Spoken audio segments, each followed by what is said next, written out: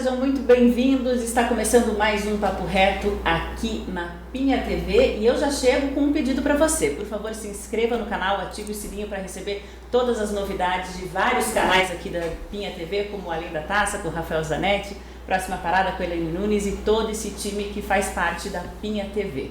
Eu sou Maria Guida e está começando mais um Papo Reto e eu vou começar aqui com uma frase.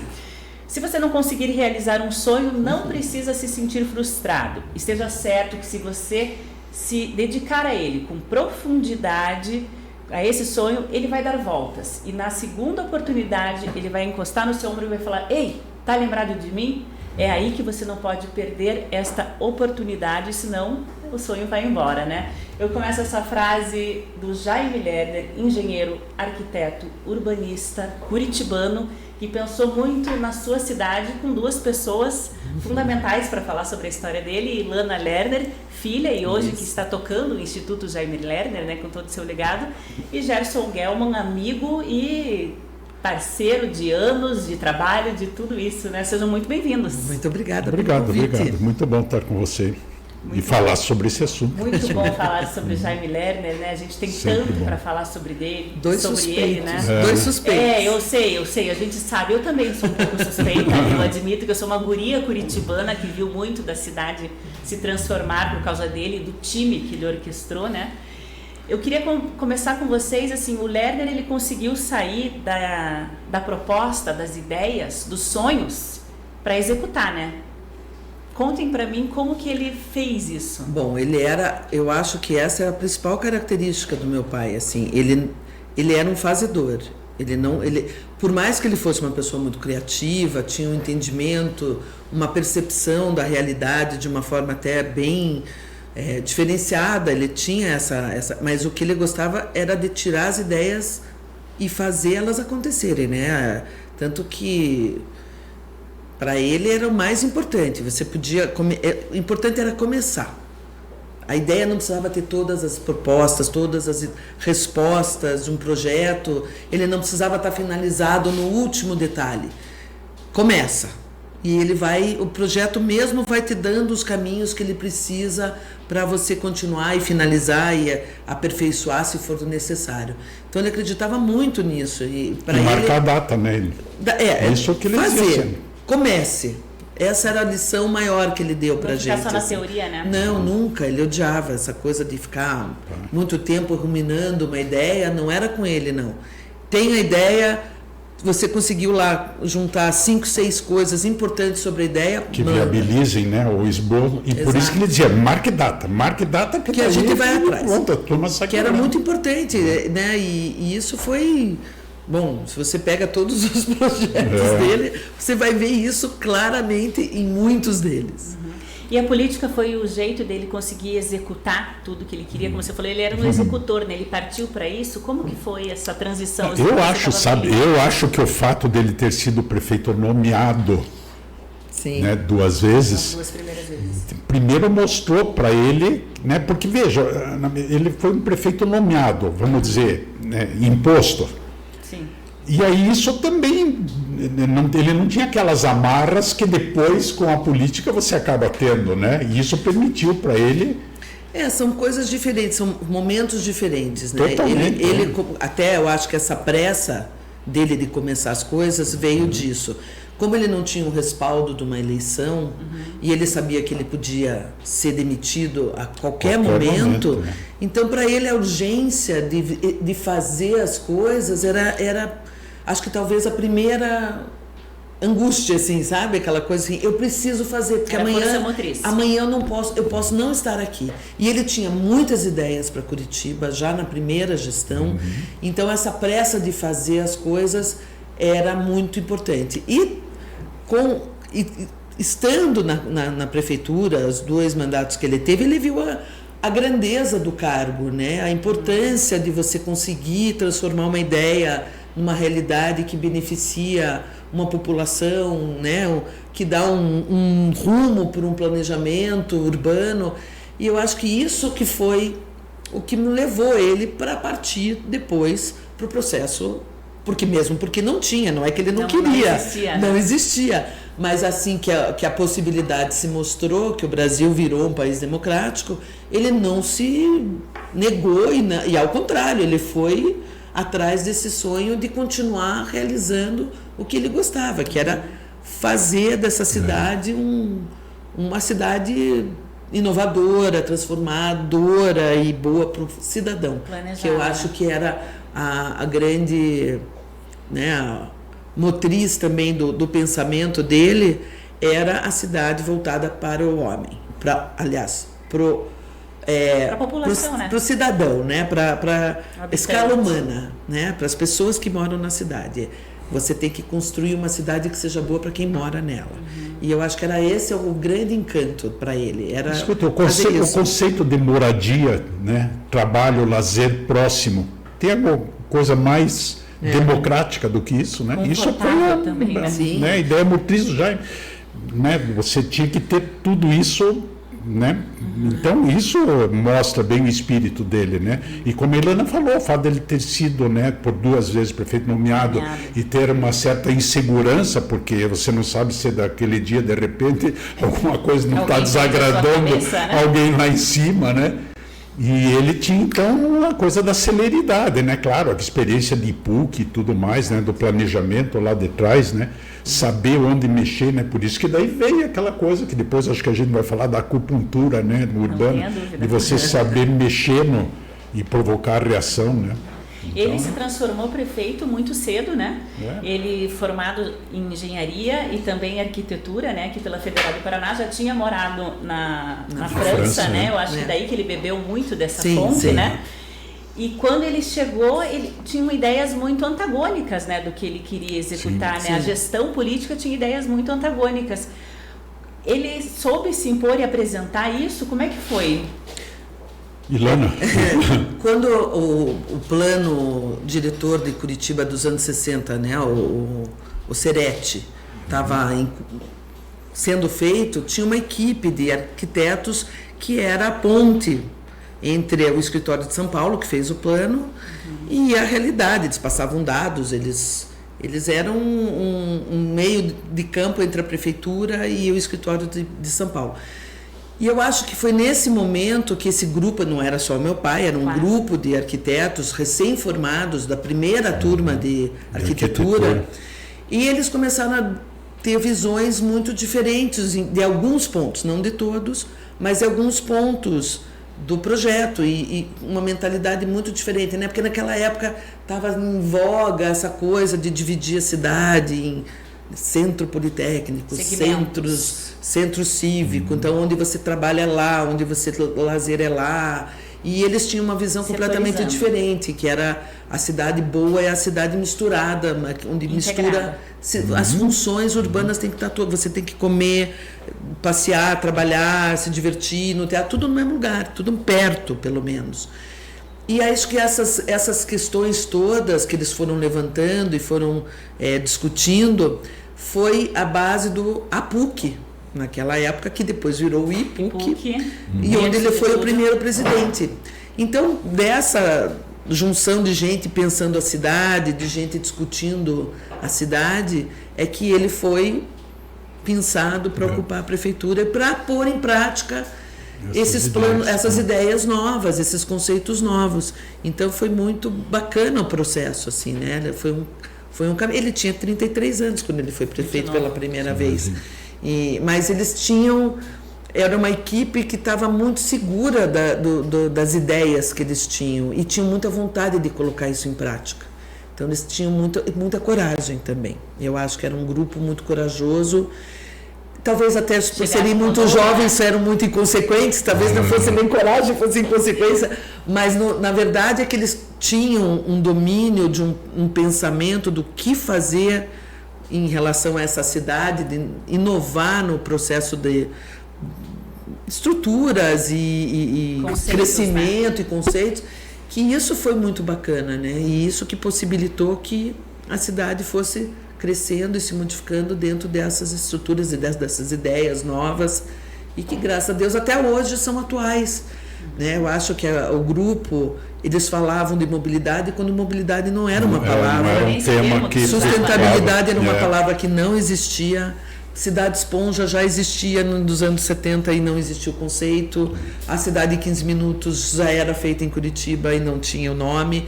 Quer dizer, e eu acho que para nós foi muito importante, até quando a gente começou o Instituto, quando meu pai faleceu, que a gente não queria ficar falando do passado. E era muito importante para a gente saber que as ideias dele não estavam datadas e não estavam presas numa somente realidade, num lugar, numa época. Até porque daí o Instituto ia ser um Instituto histórico, Sim. né?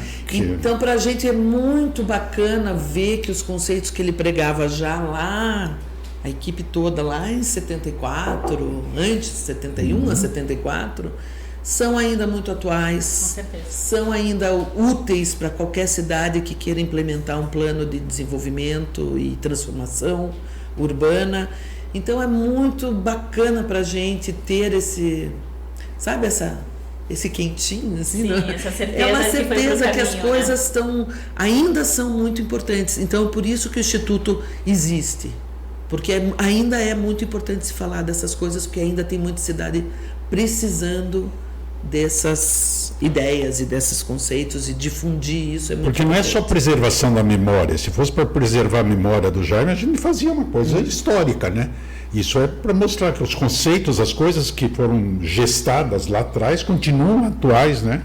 Essa coisa, agora recentemente teve essa coisa desse engenheiro chinês que faleceu, né, das cidades esponja. Poxa, isso Nicolau já fazia em meu 74. Deus, o Nicolau Klippel já fazia, né, o apelido Nicolago, né? Então, eu acho que essa linha que a Ilana está colocando, isso é muito importante As cidades destacar. são vivas, né? É, Afinal, isso são tem que organismos, observar. né? E um desses conceitos que ele e o time dele, como você disse, né, que o Jaime, ele tinha também essa capacidade de liderar Agregar, grandes sim, cabeças, sim, né? sim. Ele era o nome que ficava ali, mas tinha um grupo muito grande atrás dele. Foi a Rua 15. Quando se priorizava muito o carro, as ruas, o concreto, o asfalto, ele veio falar em calçadão, pensaram, não, tá doido nessa época. Conta essa história pra mim, por Bom, favor. na verdade, eu acho que a Ilana deve. Você foi desenhar lá na primeira turma? Fui, Ilana? fui. Eu desenhava. Eu falo que eu sou o dummy test da prefeitura da década de 70. Colocavam, né, para quem tudo não que sabe, tinha. quem não é de Curitiba, colocavam um rolo de papel craft ou qualquer outro papel, estendido. Mas na realidade aquilo ali já foi feito, aquilo né? Foi a segunda etapa, né? Não, na realidade aquilo foi feito para evitar, porque Isso. quando ele fechou, Isso né, que no eu final de queria semana, que foi que você fechada a contasse. rua, e o pessoal entrou com o petit pavé e tal, mas daí veio imediatamente uma contra-informação, uma informação de que eles iam carros subir com iam- os carros lá, que aquilo ali não ia ficar. Completamente contrário, a grande maioria. Daí Mas acho que vocês têm que contextualizar Isso, para por quem não favor. conhece. A Rua 15 era a principal rua comercial de Curitiba. E ele né? queria transformar numa rua de pedestre. E a mentalidade daquela época era, o carro, até hoje se o carro não parar na frente da minha loja, ninguém entra para comprar. Claro. Então os comerciantes estavam muito reticentes quando ele apresentou a ideia de transformar a Rua 15 num calçadão. Um calçadão. E ele falava, vocês têm que acreditar nessa Confia. ideia. Só que eles não queriam, então a ideia foi negociada a duras penas com o secretário de obras, que queria fazer em 6 meses a obra, e no fim ele ganhou 72 horas. Então, quando fecharam as Uma lojas, sexta-feira. quando à noite. fecharam na sexta-feira à noite, a prefeitura entrou com 24 horas de trabalho, turnos de 24 horas, e quando o cara veio abrir a loja na segunda-feira, 2 quarteirões já tinham sido fechados. Passado o fim de semana, Sim, a o rua petit A rua pavé foi tinha fechada. coberto toda a área E da ele sala. falava para a Associação dos Comerciantes, na época, ele falou, olha, a gente levou 72 horas para fazer, para tirar é 24. Testem, vejam o que vai acontecer.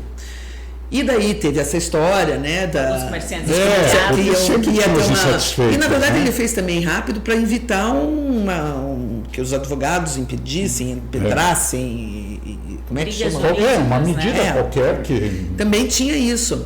E daí tinha essa história dos carros virem invadir, então eles colocaram Daí papel foi que ele craft colocou gigante isso. com as crianças, porque ninguém, né, até Sim. em sã consciência vai passar o carro em cima das crianças, assim a gente acreditava, e assim se provou. Mas a ideia se provou também, né? As pessoas adoraram a Rua 15. Quer dizer, o carro não compra, né? Quem compra são as pessoas. Numa época pré-shopping, né? A gente tem que entender que essa era uma cidade sem shopping, sem... Né? A gente está falando de muitas lojas de rua, né? Uma cidade dos anos 70. E foi muito impactante na vida das pessoas. E tanto que eles pediram para alongar o projeto, né? A rua tem 7 quarteirões. Depois do teste pedido pelo Jaime. E o que pouca gente sabe também é que esse processo, todos os processos que aconteceram, todos os projetos, os grandes projetos principalmente, eles são multicamadas, assim. Não é uma coisa só que você não atinge só uma coisa com um projeto desses. Não era só era uma questão de trazer o centro, de transformar o centro num lugar vivo, uma questão de segurança, era uma questão de trazer as pessoas para ter um lazer, né? Tinha o bondinho, então era uma creche para as pessoas poderem comprar e deixar seus filhos no bondinho, era uma questão social, era uma questão cultural de trazer as pessoas para o encontro, né? Uma das frases do meu pai era: a cidade é o cenário do encontro. Onde que acontece o encontro? Na rua, no parque. Por isso os parques tão importantes, por isso os teatros tão importantes, para formar uma mentalidade diferente, que a gente era uma cidade de colônias muito separadas. Então, para você deixar de ser um alemão que mora em Curitiba e para ser um curitibano de origem alemã, ou italiana, ou polaca, ou judia, ou árabe, ou de onde fosse, você precisa criar uma história comum para essas pessoas. E a Rua 15 fazia parte desse projeto. Era o primeiro lugar onde as pessoas podiam sentar na calçada para tomar um chopp. Então você vai criando uma paisagem comum, um dia a dia comum, um lazer comum, e isso cria uma memória comum. E isso cria uma identidade. Estabelece os vínculos, né? Então, é uma identidade, a criação de uma identidade. Isso era muito importante para ele. Porque quando você tem uma identidade, qualquer coisa que você proponha para essa pessoa, a cidade já faz parte dela. Ela então recebe ela isso de uma forma. Coautora dos projetos. Ela se esforça para que isso aconteça também, né? Esse time do Jaime foi muito precursor, né? Como você disse, em vários temas que hoje são tão atuais, que a gente fala tanto. Sim. Um deles é esse pertencimento à sim, cidade, né? Sim. Quando você sente que a cidade é sua, você cuida mais dela. Muito também, mais. Naturalmente. Nessa ideia da cidade ser o jardim da sua casa. E isso era muito importante. Então, a Rua 15, além de ser um projeto econômico, ibiriri, barará, era uma coisa cultural muito importante, que foi feita junto com o Teatro Paiol, que foi feita junto com o Parque Barigui, porque todas essas coisas, embora tratassem de outros assuntos também, faziam parte da criação de uma identidade. Isso mostra muito do perfil do Jaime, né? Ele tinha o grande problema ali na mão, ou seja, os comerciantes, a grande maioria não queria, falaram que iam contra o projeto, então imagine uma obra inacabada com brigas judiciais, iam colocar o carro em cima, chama a polícia, como é que tira? Ele teve a criatividade e falou: não, calma, a gente chama as crianças e a gente coloca o Jaime era movido a desafios, rua. Né? Assim, eu acho que Esse essas coisas todas, sabe? Não dá, então você vai ver como dá. E ele gostava de coisas simples, né? E eu acho que as soluções todas, embora eu falo sempre para as pessoas, o meu pai gostava de tudo muito simples, não simplório. Simples. Você não ir além do que você precisa. Um exemplo disso é assim, quando as estações tubo, que, né, para quem não conhece a estação tubo, ela tem uma plataforma e o ônibus, quando chega, ele desce uma lingueta, assim, faz pá! Tá no mesmo nível do ônibus. Para as pessoas embarcarem. Como é que você alinha o ônibus na estação tubo? Aí veio gente, a gente vai fazer um projeto de GPS, porque Deus é o GPS, o ônibus sabe onde ele está, não sei o quê. Aí veio um motorista e falou: prefeito, é muito simples. Alinha um ônibus, a gente faz uma marcação no espelho. A hora que a gente tiver... No vidro do ônibus. Né, a hora que a estação e o espelho estão no mesmo lugar, ou a gente faz na rua, no calçamento, né, no asfalto, você está no lugar certo. Então ele, sabe... Foi feita uma linha pintada no vidro. Ou seja, enquanto teóricos chegava estavam ali, discutindo, vou fazer...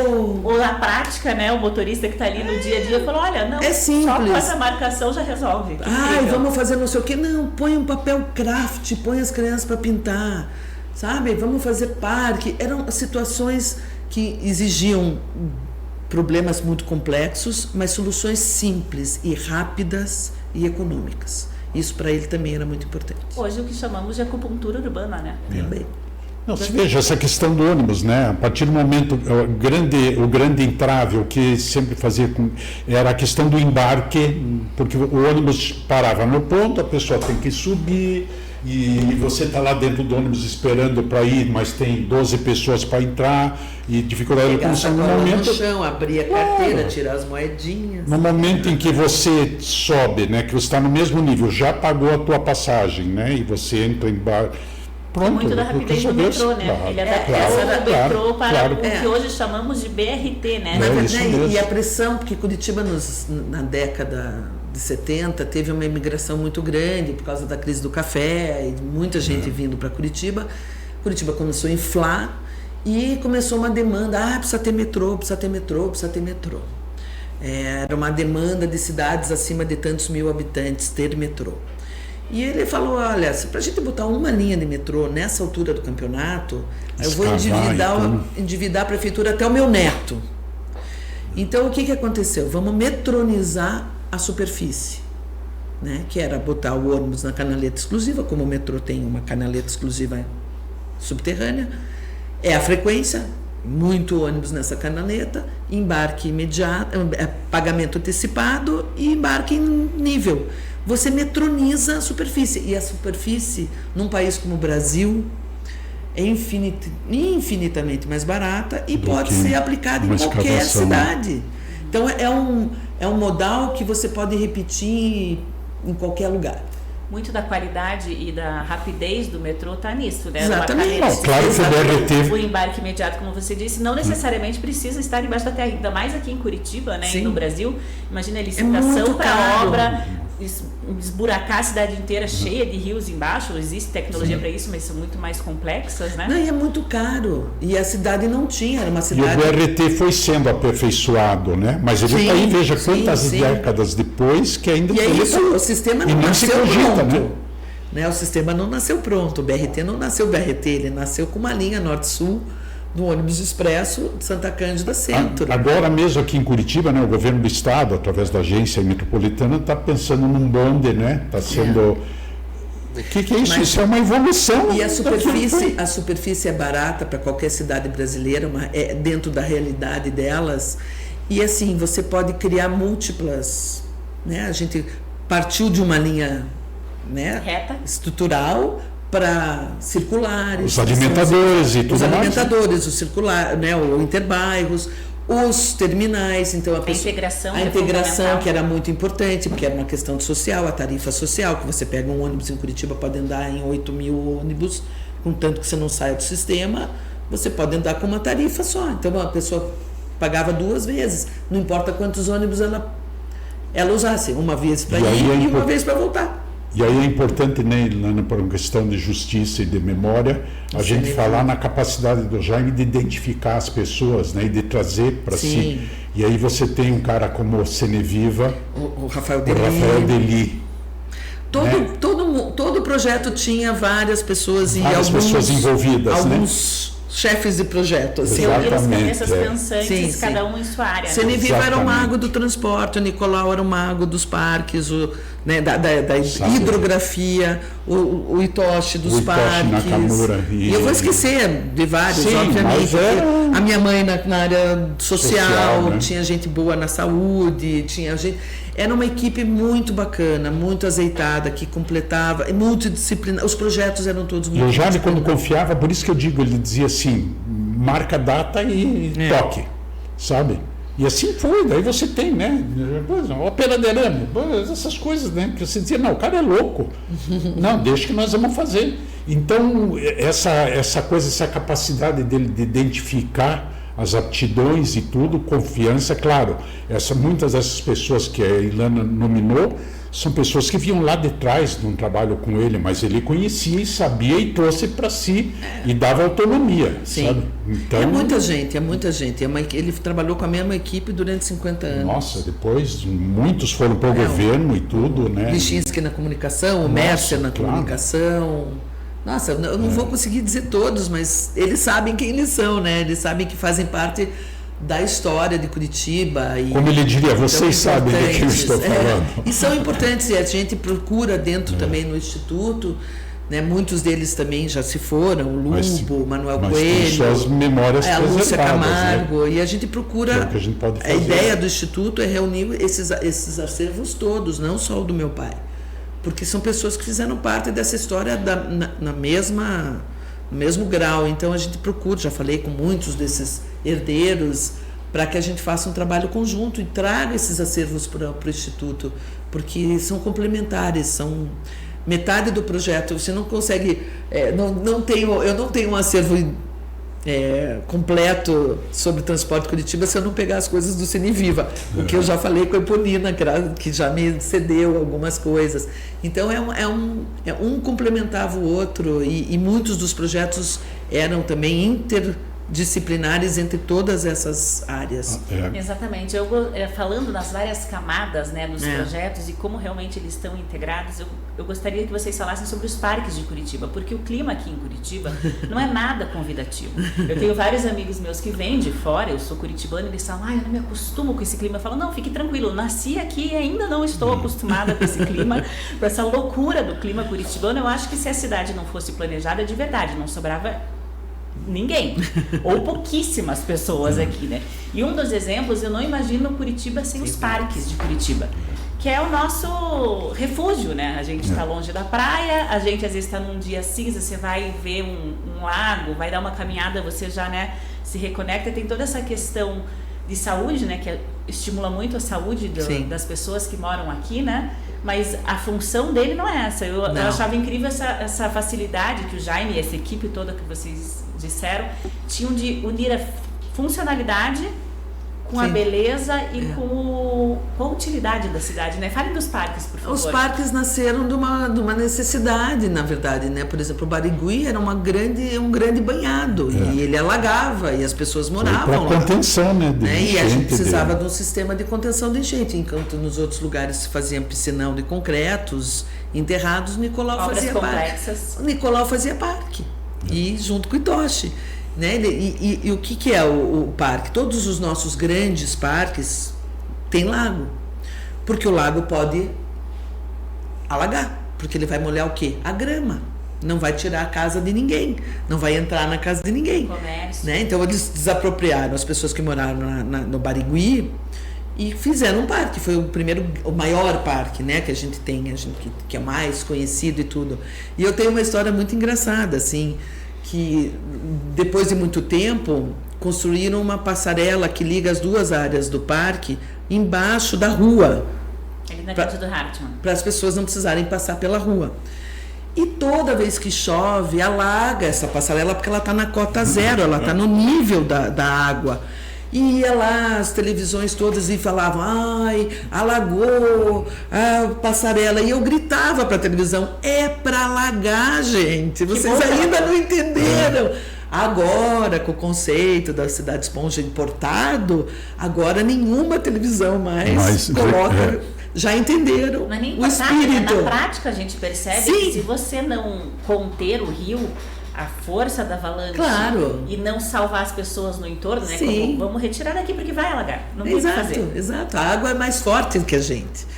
Então, o conceito dos parques todos, São Lourenço tem lago, Barreirinha tem lago, todos eles têm um lago, né? Quase todos, pelo menos, Bacaxiri, né? Bacaxiri tem lago. E eles são feitos para isso, eles são áreas de contenção de enchente. Então chove, Passaúna, né? Eles podem alagar porque eles não vão destruir nada que não seja a ciclovia ou a grama. E contém a força da água para depois seguir seu curso. Sim, o lago enche e depois ele vai descendo devagar.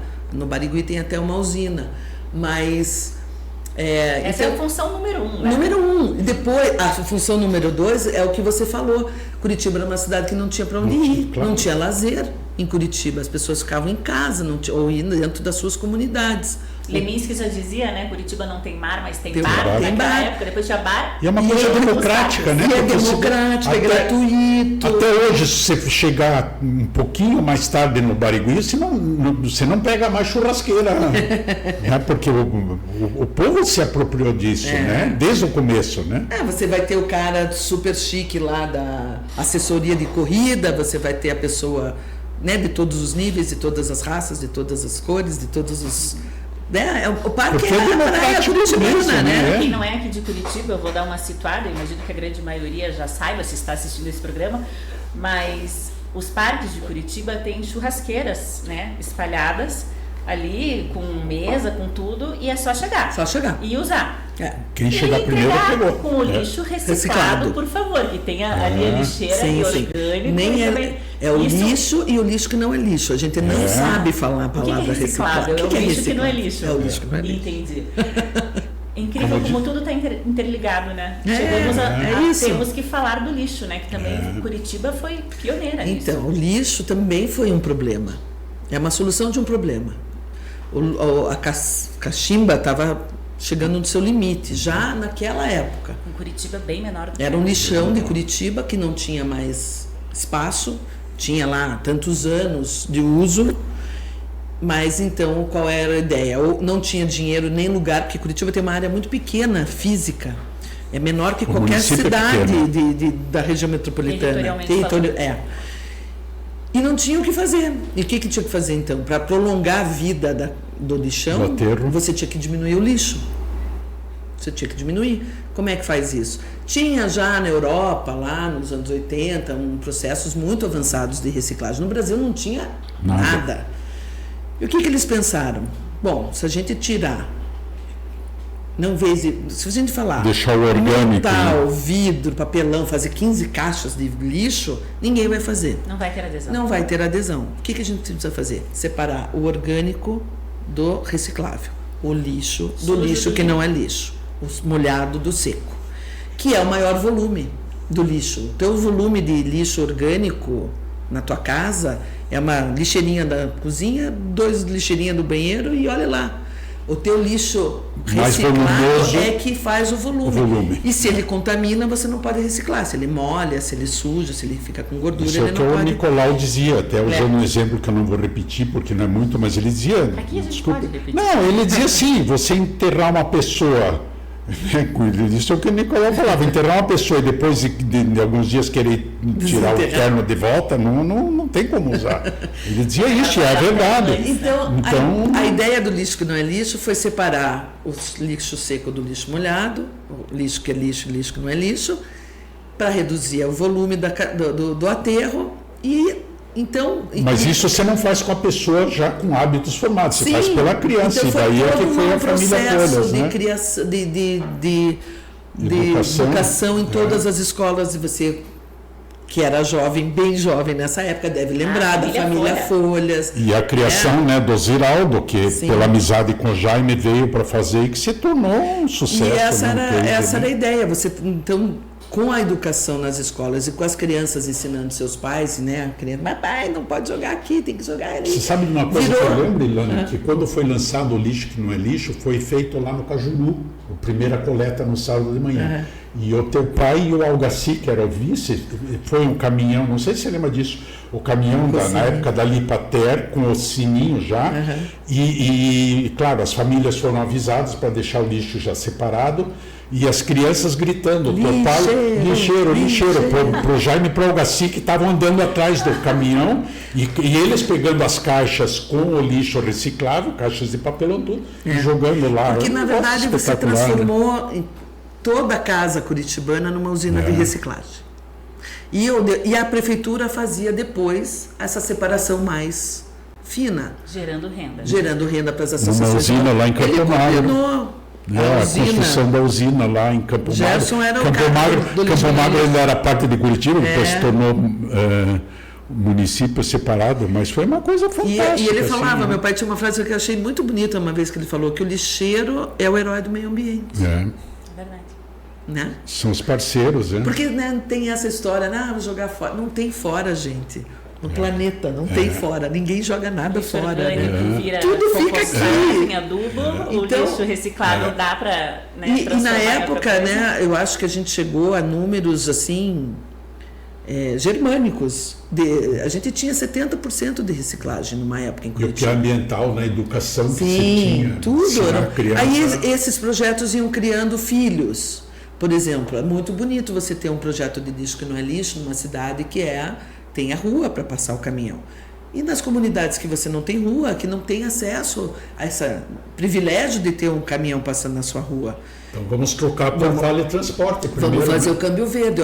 O caminhão parava numa praça perto dessas comunidades que não tinham acesso. Mas antes tinha antes do Câmbio Verde, o Câmbio Verde surgiu depois quando teve um Excelente discussão. Não, mas é que chamou, né? O projeto tocava ficou... por Vale Transporte, porque o Vale Transporte era uma moeda. As pessoas usavam o Vale Transporte. Então, o caminhão parava nessas regiões próximas a essas áreas degradadas, nessas favelas, Claro, e a prefeitura comprava o lixo, que não é lixo delas. E pagava com Vale Transporte, porque o Vale Vale Transporte era uma Transporte. moeda que, por sua vez, ele usava até para comprar comida. Incentivava a jogar o lixo no lugar certo. Exatamente. E geralmente essas populações estão perto de fundo de vale, que poluíam os rios e que daí estava enchente. Quer dizer, era um ciclo que eles, E uma né, que visão se global da retroalimenta. coisa, né? Você joga lixo ali, o lixo entope e faz o rio Cadeia, subir e invadir a tua própria casa. Então essas comunidades, por um lado, ficaram extremamente mais limpas e mais dignas, Com certeza. né?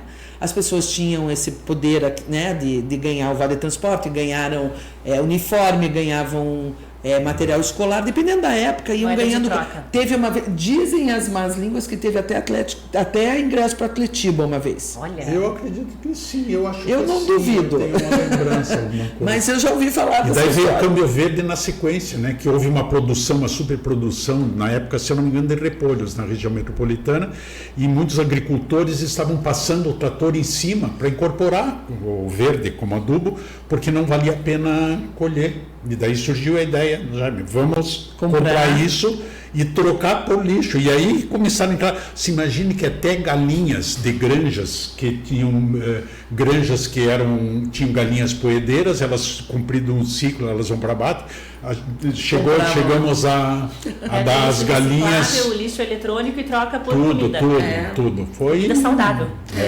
Então, Gente, eu vou pedir desdobramentos, só uma né? coisinha. Eu, como criança, vocês falaram do marketing, né, da família Folha. Eu vou pedir até desculpas para quem está assistindo, porque eu não sou cantora, né, mas é lixo que não é lixo. Não vai pro lixo, separe. O Itoshi dizia, lixo que não é lixo, não vai pro lixo. O Itoshi ainda está aí, já com bastante idade, mas cara Ou seja, uma fenomenal. campanha muito grande, né, para Muito. integrar a população inteira.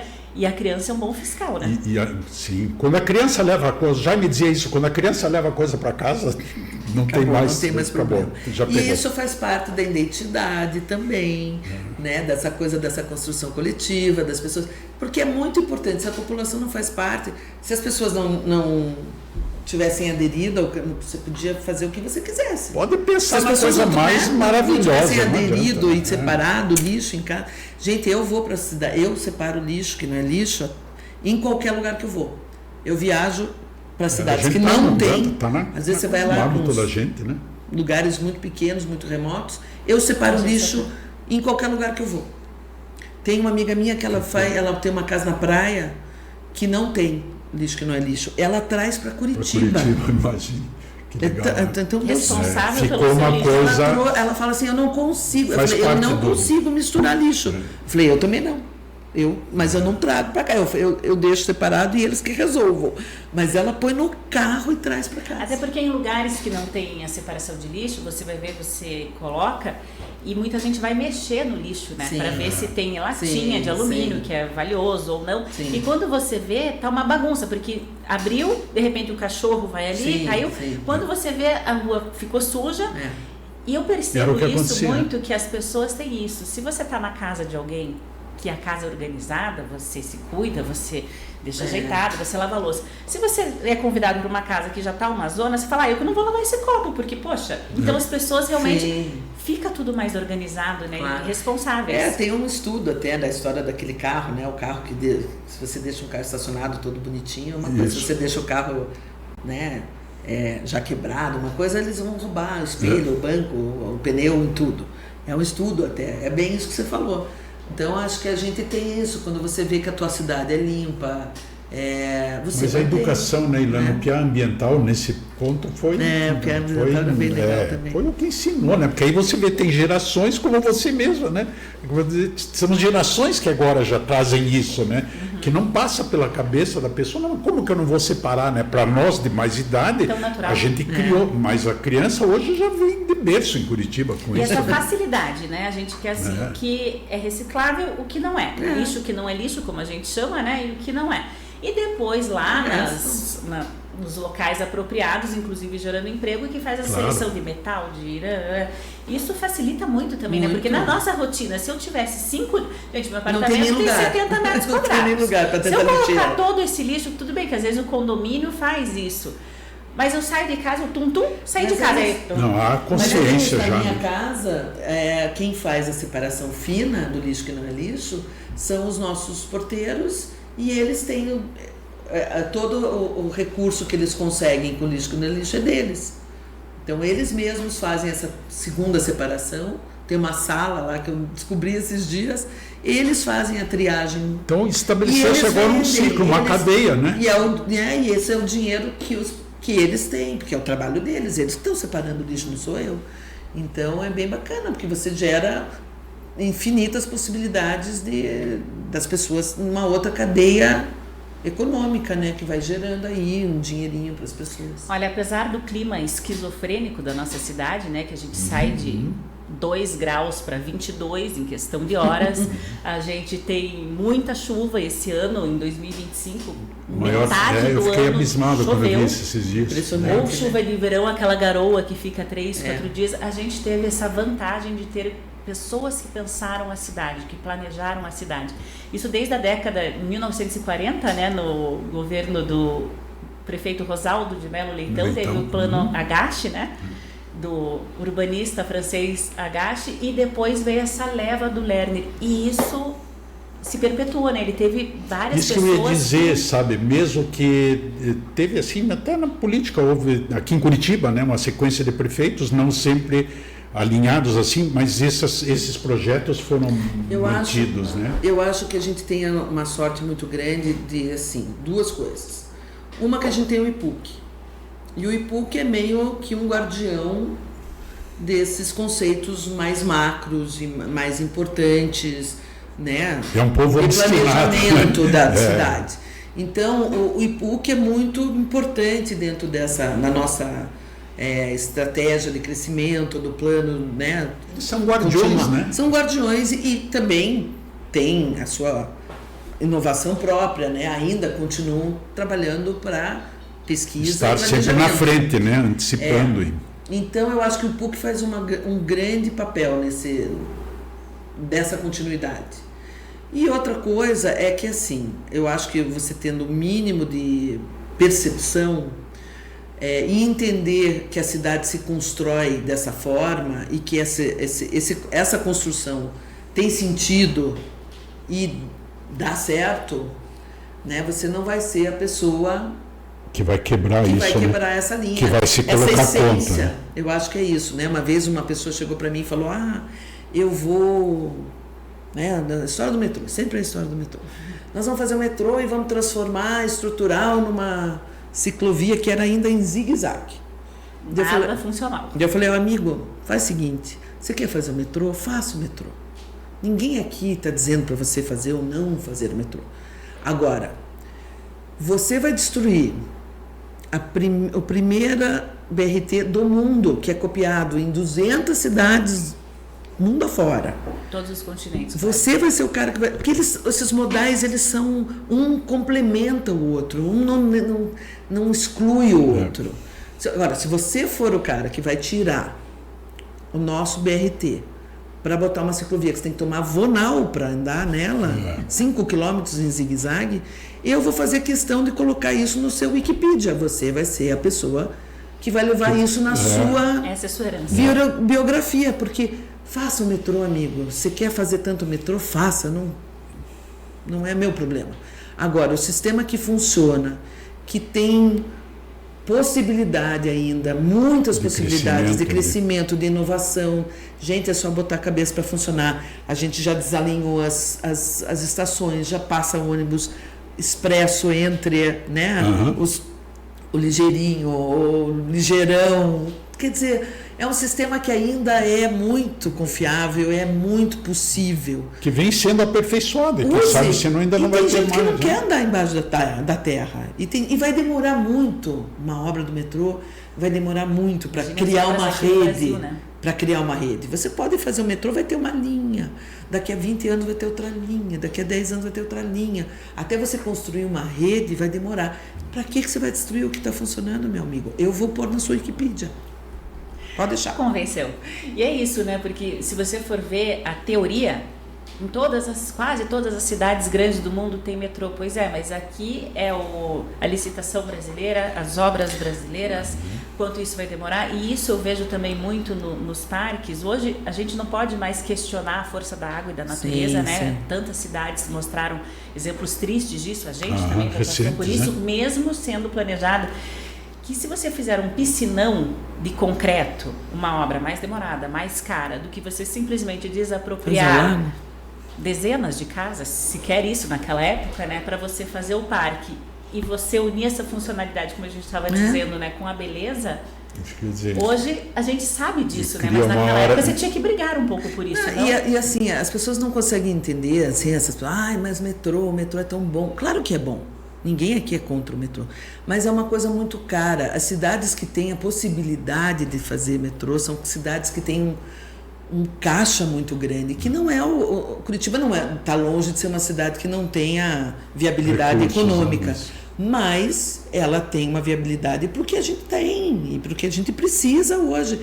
Também então, não queremos acabar com ela, né? O processo do metrô pode acontecer? Pode, mas o quão isso vai impactar nas finanças da prefeitura, o quanto tempo isso vai demorar a se tornar um sistema, uma rede de transporte, porque uma linha só não vai levar nada a lugar nenhum, né? Então, todas essas coisas têm que estar na conta. Se a conta fechar, beleza, vamos fazer. Quem quiser fazer, que faça.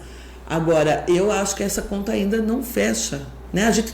A gente já tem dificuldade de manter a linha em cima da terra, que já é infinitamente mais barato, e ainda assim, gente, é um sistema exemplar o que a gente tem em Curitiba, e ainda assim é um sistema que necessita um investimento, melhoria, né? Agora está tendo esse ano que vem vai ter o processo, né, de renovação né, do contrato e de diretrizes. Então a gente tem que ficar muito atento para o que se está fazendo na cidade, né? Eu acho que todo mundo tem que estar muito atento, porque é uma questão primordial para a gente, porque a mobilidade não é só andar pela cidade. Ele traz uma série de outras camadas, né? Como a gente falou antes. O nosso sistema prevê outras coisas, não só a mobilidade. E é uma questão de você transformar essa cidade numa cidade melhor para se morar. Né? Ninguém quer perder tempo no trânsito, ninguém quer ficar 3 horas parado em lugar nenhum. Né? E esses deslocamentos, tem a questão ambiental, tem a questão da poluição. Então a gente tem que pensar muito bem nessas questões urbanas e ficar muito em cima de quem são as pessoas que estão cuidando delas. Não deixar só para o PUC, né, como guardião. Não, a gente tem que ter consciência, tem que se informar, tem que opinar nessas questões importantes da cidade. Eu acho que todo cidadão tem que procurar se informar e procurar ir numa reunião que teve várias, né? A Prefeitura de Curitiba faz as audiências públicas. Eu sei que para muita gente diz, que saco, mas é a tua vida, é o teu destino, é o impacto que isso vai ter na tua vida, no teu bairro, na tua região. Né? Lógico, tem gente que tem mais engajamento político nessas questões, mas eu acho que pelo menos ter a consciência da cidade que você mora, da maneira como ela é gerida, é muito importante. Participar. Gerson, até porque a gente está falando aí do sistema de transporte que começou em 1970, né, na década de 1970, e foi indo, mas hoje Curitiba é outra comparada àquela época, né? A cidade dúvida, cresceu, né? Claro. os bairros cresceram, a população é uma coisa, e isso tem que... O conceito é o mesmo, né? Como você disse, integração, mas é uma evolução cidade mais fácil, rápida. né? São necessidades, né? O estilo de vida mudou muito, né? E isso é uma obrigação do gestor, né? Estar atento a essas coisas e fazer com que a cidade não perca o seu rumo, né? Porque também para desmanchar é fácil, né? Mas felizmente é isso que eu acho, que apesar de termos tido outros prefeitos, né? Sim, não houve uma ruptura, né? De lá para cá. Cada um que veio, claro, sempre existe aquela preocupação dele deixar a sua marca. Eu acho que isso é uma coisa humana, tem que ser entendida também. Mas o fundamental é que as linhas mestres não foram, né? Elas não foram, não houve um desvio, né? E isso é uma coisa que assegura essa qualidade que a gente tanto difunde e que gosta, né? Porque isso está relacionado à nossa qualidade de vida, né? Esses pilares, né? O meio Esses ambiente, pilares, o exatamente. transporte, como você falou, quando ninguém falava de mobilidade, a gente só falava de transporte público, né? Sim. Né? Passamos a ter outras pautas, né? Porque o mundo está em evolução, mas a gente vê que Curitiba segue essa linha, né? Uma vez o Cine Viva me falou, quando a gente começou o sistema, né, o processo, o raio do ônibus era 10 quilômetros. E hoje a cidade, né, a região metropolitana de Curitiba vai até São Paulo e até Santa Catarina, né? É uma insanidade. Ele falou, hoje em dia o raio do ônibus é 30 quilômetros. É 3 vezes mais. Então, você tem que ter 3 vezes mais recursos para administrar esse processo. É 3 vezes mais caro. Essa questão do ônibus é tão interessante, Ilana. Nesses dias eu lembrei de uma coisa que o Jaime fez uma vez. Saiu uma estatística, um desses estudos em São Paulo, de quanto que o paulistano médio passava dentro de um ônibus por dia. E o Jaime, o que ele fez? Ele pegou aquele número, multiplicou por 5 dias por semana, que seria, vamos dizer, os dias que a pessoa estava dentro do ônibus trabalhando, e por 11 meses, vamos dizer, a pessoa tem um mês de férias, e pegou a idade média do paulistano. E eu lembro que uma vez eu fui com ele numa palestra que eu fui fazer, eu acho que no Instituto de Engenharia em São Paulo, e daí ele disse assim, vocês sabem que de uma pessoa que viva tantos anos na média, essa pessoa passou tantos anos dentro do ônibus. Aí as pessoas ficaram assim embasbacadas, é uma coisa, né? Depois, com aquela coisa, né? O Jaime falou, ninguém tinha pensado nisso, o número de horas e de anos que a pessoa passa dentro do ônibus. O que se perde com isso, né? A Que falta de escute, produtividade, isso a é Por isso de que o tudo. sistema tem que ser muito eficiente, tem que ser bom, tem que ser confortável, tem que ser digno, né? E rápido, né? Claro. E essa coisa que ele falou agora, a interligação hoje, né? As cidades, os municípios estão conurbados, né? Quando que você sabe que você saiu de Curitiba e está em Pinhais? É uma ponte ali, é um viaduto. E isso vale para os outros municípios também. Essa integração, o fato da pessoa morar em Araucária e trabalhar em Colombo, ou no Santa Cândida, e pagando uma passagem só. Isso foi uma coisa que surgiu aqui em Curitiba, assim, né? Você vai procurar, quando você vai contratar uma pessoa, você pergunta, né, onde é que você mora, né? A menina falou, puxa, eu moro em Fazenda Rio Grande. Fui contratar uma pessoa, uma funcionária. E a gente tá no Cabral. Eu falei, gente, Fazenda Rio Grande, essa menina não vai querer trabalhar aqui. Não, ela vem. Daí eu falei, não, mas como é que é? Daí ela falou assim, não, para mim é fácil, eu pego 2 ônibus. Eu pego um alimentador até o terminal e eu pego o ligeirão. E pronto. E não paro até chegar no terminal do Cabral. E faço a pé. E pronto. E ela, né, está trabalhando lá em casa e bem feliz. E eu também. Apesar da distância, Os limites da cidade hoje eles já foram. Eu achei que ela, né? Então é uma coisa assim, nossa, Fazenda Rio Grande, esse troço não vai dar certo, né? Porque é do outro. Isso em outra cidade é inviável, Ilana, é inviável, porque a pessoa levaria horas para chegar. Sim. Falamos muito de Curitiba, né? Porque não tem como falar de Jaime Lerner sem falar de Curitiba e vice-versa. Depois do terceiro mandato dele de prefeito, ele logo seguiu para governo do Paraná. 2 anos depois, né? Ele Como saiu foi da essa prefeitura, transição, já? ele saiu em 92 e em 94 era um caminho natural, assim, né? Não sei se lá atrás ele pensou muito nisso, mas a gente pensou por ele e levamos, né? E foi uma coisa muito interessante, porque era um outro Paraná, né? E aí nós tivemos uma campanha, né, política, porque, enfim, você não chega no poder se não for eleito. E havia aquela coisa, né, o Jaime, uma pessoa urbana, né, com a imagem vinculada diretamente, né, à mudança feita em Curitiba, num estado que ainda era predominantemente rural, né? E o nosso concorrente era um ex-governador e uma pessoa do interior com essa... E aí a gente teve que ter uma estratégia, inclusive... O Álvaro Dias, que foi o adversário. O primeiro, né? O Álvaro foi o primeiro. Foi o primeiro. E a gente teve que vencer essa barreira, né? De mostrar, quer dizer, a nossa ideia, aí já falando do ponto de vista do marketing político, era de mostrar que toda cidade poderia ter ser um pouco de Curitiba, né? Claro que havia outras ideias também, né? Mas aí foi que nós fizemos um trabalho de trazer as pessoas para Curitiba, fizemos caravanas, né, de pessoas para conhecer Curitiba, formadores de opinião, porque veja, estamos falando de uma época que não tinha WhatsApp, não né? tinha rede social, né? Em loco. E eram os formadores de opinião, e foi muito interessante, porque eu lembro bem da primeira visita, até porque foi uma data que marcou muita gente, que foi no 1º de maio da morte do Ayrton Senna. 94, eu nunca esqueço disso, que nós estávamos lá lidando com o povo quando chegou a notícia. Mas era uma coisa assim de mostrar, né, para as pessoas e trazer os formadores de opinião, né, que na época a gente disse assim, quem são os formadores de opinião na cidade?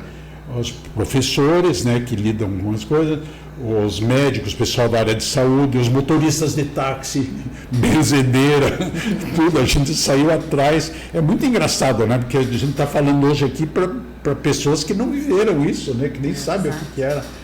Os influencers da época. Os influencers, exatamente. Mais do que analógicos, assim, de ponteiros ainda. E aí fizemos uma programação de visita a Curitiba e foi indo, e daí, claro, o nosso programa de televisão e tudo, e com todos os sobressaltos e coisas de uma campanha que só quem viveu isso é que consegue saber o que foi, né? Mas era uma coisa bacana, era bom para quem gostava. Os encaneiros falando. A Ilana uma vez deu uma entrevista dizendo, eu conheço muita gente que gosta de campanha, mas louco por campanha só o Gerson Gama. Isso para mim é um elogio, sabe? Muito bacana. Você passou por algumas, né? Inclusive na realidade, a campanha dos 12 dias. Sim, as dos 12 dias, sim. Na realidade, antes das 12 dias, a primeira campanha que eu fiz, né, na qual o Jaime estava envolvido, foi em 82, a campanha do Saúl Raiz ao governo. Gostaria que você contextualizasse os 12 dias. Pois é, e daí depois disso nós tivemos em 80, isso foi 82? Só dos 12 dias. Não, mas para chegar lá a gente teve 82, daí tivemos 85, que foi a primeira eleição para prefeito após a redemocratização, porque até então é importante colocar para os mocinhos que durante o período, a partir de 64, os municípios, as capitais e os municípios considerados áreas de segurança nacional, que eram, além das capitais, os portos e municípios de fronteira. Não, eles tinham prefeitos nomeados, que foi o que aconteceu com o Jaime, 2 mandatos. E aí foi um mandato tampão de 3 anos, de 85 a 88, para igualar com os municípios que não tinham prefeitos nomeados.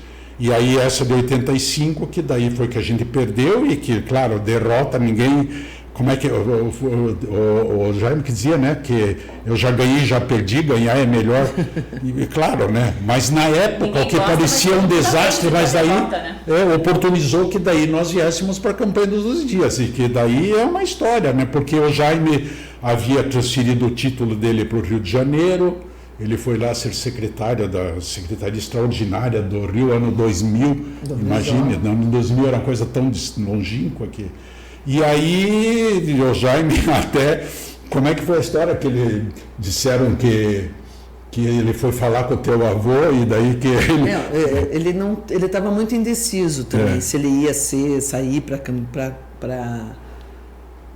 prefeito ou não, porque tinha essa questão, ele tinha transferido o título, tinha que voltar o título para cá. O tempo já estava correndo, a campanha já estava acontecendo, não é que estava terminando. Não, o partido já tinha um candidato. Outro candidato, enfim, as coisas estavam acontecendo. E daí ele trouxe o título e não sei o quê, teve uma reunião. Mas teve daí uma contestação judicial, né? Teve tudo isso. Eu me lembro esse dia muito bem, que eu fui almoçar, estava almoçando em casa. Pai, você vai sair para candidato? Não vou sair para candidato. E eu fui trabalhar, e dentro do trabalho eu fui direto para a faculdade, que na época eu trabalhava de noite, estudava de noite na faculdade.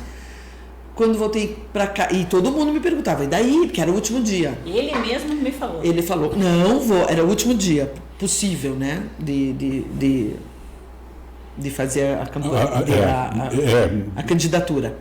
Não, todo mundo me perguntou no trabalho, todo mundo me perguntou na faculdade, quando cheguei em casa eu já era candidato. Porque enquanto eu estava essa negação, no meu negacionismo, ele estava numa reunião, e na reunião um amigo muito querido dele chegou para ele, Jaime, o que vai doer mais? Você ir perder ou você nem tentar? Nossa, eu lembro da noite, nós estávamos lá no escritório no CCI. No CCI, daí ele resolveu, então vamos. Uma pessoa movida a desafios, né? Exato, e faltavam 12 dias, era uma loucura, ninguém nunca tinha feito isso na vida, né? A campanha naquela época, para vocês terem uma ideia, a gente começava uma campanha política em junho. Mandava fazer material de campanha. A gente já estava na rua em junho. A gente já estava panfletando Não tinha essas limitações que tem hoje. Era uma insanidade o que a gente fazia. Então, imagine, de junho até outubro. As pessoas já estavam em campanha desde junho. Nós estávamos no dia 2 de outubro, que era 15 de outubro. 15 de outubro, não? Isso mesmo era. E a gente estava no dia 3 já. Era uma insanidade, ninguém.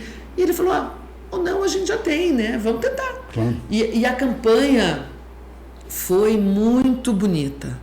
Na verdade, foi uma catarse coletiva essa campanha dos 12 dias. Eu me lembro que a gente tinha um comitê e a gente não tinha material. Não dava tempo de fazer santinho, não dava tempo de fazer adesivo. A gente conseguiu a gente tinha uma coisa de serigrafia. Sim. Então as pessoas vinham com o carro. Papel contact, as pessoas nem sabem o que é papel contact. Numa fila na frente do comitê.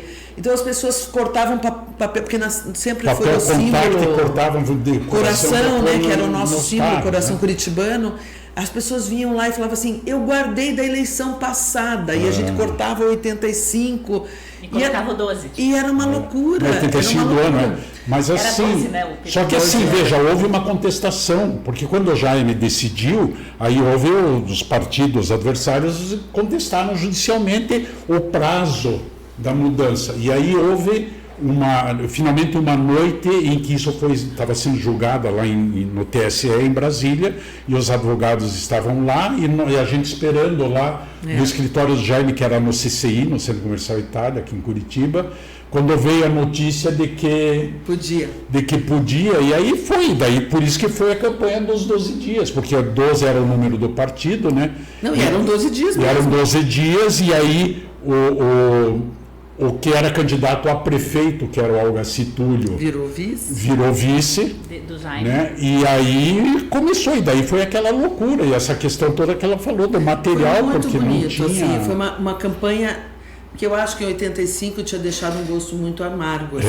e as pessoas queriam o Jaime, sabe? Eu me lembro, assim, havia teve várias contestações dessa eleição, enfim, não vou nem entrar nesse, porque são águas muito passadas. Mas as pessoas foram muito, assim, eu me lembro de gente andando com tarja preta na Rua 15. Foi uma coisa muito doída para quem participou do 85.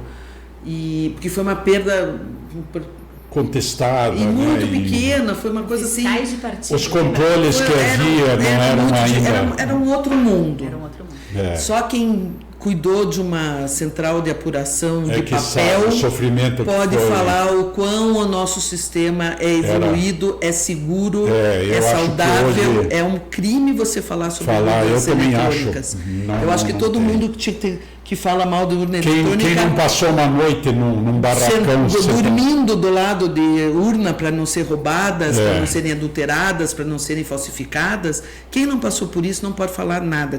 Acho que tinha que pegar essas pessoas, botar numa máquina do tempo e botar lá nesse período Ana, para entender. tempo de ir lá no Mercosul, no pavilhão do Mercosul, Sim. e daí o camarada que votou na cédula, ele colocou Júlio Lerner, que era um irmão do Jaime, né, que é o irmão do Jaime, e a gente brigar com ele e dizer, Não, era mas muito- é a manifesta intenção de votar no A gente Jaime. era Eu muito- botou Júlio Lerner a Tinha mão. pessoa que contava Claro, votos, sim, claro, sem ver se Sim, estava vocês contando contavam certo, Claro. você não Ou adulteravam. seja, humanamente... Meu as Deus, pessoas não erram. tem. Não era só erro, eram E às vezes, crimes. Crimes. além disso, a má intenção. Gente, Claro, claro. Não, e não estou falando só do nosso, né? Quando a gente perdeu, né? Era um processo muito perigoso para qualquer todos, pessoa, pra todo para político. qualquer candidato.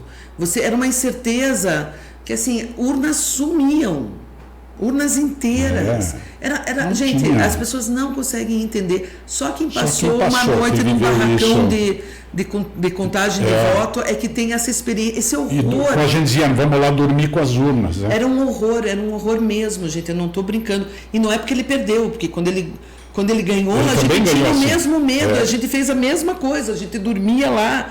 Era um Porque em medo. 88 ainda era assim. Sim, né? a gente era um medo indescritível como era difícil. Então, gente, urnas eletrônicas são a coisa mais bacana num processo eleitoral desse país. E já passou por tantos Sim, partidos Testes, políticos, né? Mas voltando à questão da eleição dos 12 dias, né, a gente ficou muito traumatizado nessa eleição do 85. E as pessoas vieram com uma energia muito bonita com a gente, com a campanha, né? Foi uma campanha realmente do coração. As pessoas ficaram tão alegres quando ele virou candidato. As pessoas... Foi uma campanha inversa, porque toda campanha você vai atrás das pessoas. Nessa campanha as pessoas vinham atrás da gente. Eu tenho camiseta, eu tenho isso, como que eu posso ajudar? Eu tenho Engajadas. muito, foi uma porque a gente não tinha tempo, foi uma campanha feita quase que exclusivamente com voluntários, e foi assim pra gente, principalmente para mim, né? Eu fico até emocionada porque foi uma coisa assim realmente Houve uma mudança também que é importante Muito bonita. colocar no quadro político, porque quando foi confirmada a candidatura do Jaime em 88, aí houve uma recomposição, porque outros candidatos que seriam candidatos passaram a apoiar e tal. Mas eu queria fazer um retorno aqui, porque entre 85 e 88 teve 86. Você não queria que eu falasse? Ele quer falar de campanhas. Lembrar de coisa ruim, nós teve, porque o Jaime foi candidato em 86 a vice-prefeito. Certo. E foi uma candidatura a governador, perdão, a vice-governador. E foi uma eleição daquelas que você entra sabendo, que vai perder. mas que era importante. Por quê? Porque tinha que dar consistência para o partido. Dizem a musculatura. E o Jaime foi vice do Alencar Furtado. E também ali eu não estou bem seguro de quantos deputados estaduais que Você foram... chamou duas pessoas bem... Ele gosta só de falar de campanha. Eu gosto só de falar mas sabe, porque eu acho que isso também foi uma coisa que o nome do Jaime manteve-se em evidência. Tinha essa questão partidária, porque não adianta, você não consegue ser candidato se você não estiver num partido. Então teve isso. E de maneira que quando chegou 88, a gente estava assim... Sabe, estava todo mundo mordendo, como cavalo no partidor, assim, que fica mordendo para sair, sabe? Eu entendo aqui vocês, porque você é filha do Jaime, você é de falar das execuções, Sim, né? eu sou de falar Mas dele. querendo ou não, né? A coisa Ele que tem era jogar o jogo viabilizado. político, né? Pra conseguir Pô, eu não podia isso. perder uma gincana dessas, entende? Imagina. Você via como gincana. Era, né? Porque é mesmo, é uma coisa que você tem prazo, né, para fazer. Então, enfim, é o caminho para chegar lá, né?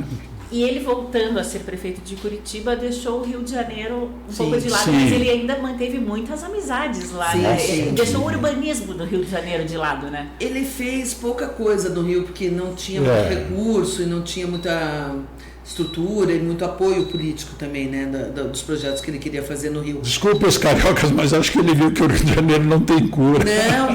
Não é isso não. Ao Eu contrário, sei. Ele sempre quis voltar para o Rio de Janeiro, ele queria ser prefeito do Rio de Janeiro. Isso era o sonho dele, né? Tinha adoração pelo Rio de Janeiro e ele achava que tinha cura, esse é o problema. O que ele não teve foi estrutura nem vontade política, porque o Brizola estava metido em várias outras frentes. E os projetos do pai não foram. Não adianta, se você não tiver mando, você não faz. O tubo que a gente tem em Curitiba foi feita por um projeto do Rio de Janeiro, que era uma integração modal que ligava a barca ao metrô, ao trem. Não sabia disso. O tubo foi feito para o Rio. A estação foi tubo. criado para o Rio. Não fizeram lá, ele falou, bom, eu já estou com o projeto pronto, veio para cá e já fez o tubo, que é uma solução muito bacana, né? Porque não interfere no entorno, é uma coisa muito neutra, né? Uma figura geográfica, um círculo que até para Nova York a gente levou. Ele é uma coisa que não interfere na paisagem e muito funcional. Então ele veio para Curitiba de novo, mas o Rio sempre esteve perto dele. Ele gostava muito do Rio, uma turma boa, sim, né? uma turma ótima. A turma dele lá era era tudo gabaritado, assim, era o Milor os artistas, o Jaime, o Chico e o Paulo Caruso, o Gravatá, o Luiz Fernando Veríssimo, quando ia para o Rio também se juntava a esse grupo, o Cazé, que era um arquiteto. Entre outros, né?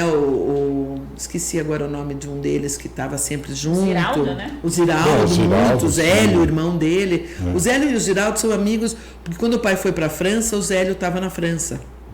Eles dividiram lá a casa onde eles moraram juntos na mesma época. Então o Zélio ficou amigo antes, que é o irmão dele, o irmão do Ziraldo, e o Ziraldo veio na conta do Zélio. Mas juntou com essa turma, né? A turma do Pasquim, né? Ele tinha, os artistas ele todos, conhecia muito querido por eles. Conhecia muito essa turma toda lá e foram amigos mesmo, não era. Vinha pro Teatro Paiol, né? Não era uma coisa assim, para botar foto de sabe, de gente importante se encontrando. Não, eram amigos mesmos. Tinha almoços, eles vieram para cá uma vez, fizeram uma excursão, eles vieram para o meu casamento. Eram amigos de verdade, não era coisa, não era para inglês ver, assim, não era para fazer foto e posar de bacana. Ele, o Milor, ele, o Gravatá, todos eles, o Chico, o Paulo Caruso. Esses dias eu botei um desses encontros lá na nossa casa. O Chico Caruso desenhou um quadrinho de todo mundo. E eu coloquei quando o Luiz Fernando Veríssimo faleceu agora, porque o Luiz Fernando Veríssimo está do meu lado no quadrinho, e marquei os Carusos, né? O Chico e o Paulo. Um faleceu, mas eu marquei porque tem gente cuidando das mídias deles também. E ele me retornou agora, ele é meu amigo no Facebook, no Instagram. Então é muito bacana, porque ele tinha ele gostava de discutir as questões nacionais também, não era só uma coisa... Tinha uma inquietação natural. Porque o meu pai achava que a cidade era importante na pauta nacional, né? Que a cidade é o lugar onde acontecem as transformações. Ele dizia, você não vive nem no país nem no estado, você vive na cidade. E a cidade óbvio, é o lugar onde você consegue realizar as transformações que você queira, né? A cidade é propagar, o lugar de encontro, né? Então ele achava muito importante esse discurso da cidade ser levado para uma outra escala, outra esfera. Ele queria ser prefeito eternamente? Sempre. Curitiba de preferência, assim. Ele queria ser prefeito... Mas saiu da prefeitura, voltamos, né, o que a gente tinha dito, e foi para o governo do estado. Como é que você analisa o Jaime como prefeito e o Jaime como governador? Eu acho que era um caminho natural, né, assim, mesmo, talvez ele não quisesse muito, mas a gente queria e levamos ele. Não, veja, ele tentou, claro, não se pode negar que ele conseguiu, né, de certa forma, mudar o perfil. O Jaime tinha uma coisa que eu não esqueço, ele dizia assim, que o Paraná podia ser como a França, que é a junção do arado com o computador. Ou seja, o Paraná não podia perder a sua identidade, que era, né, o celeiro, né, a parte agrícola, mas ao mesmo tempo a tecnologia. E isso ele já tinha feito. Veja, daí nós fizemos, por exemplo, a questão da atração das montadoras, que vieram para Curitiba por uma coisa, Curitiba e região metropolitana, né?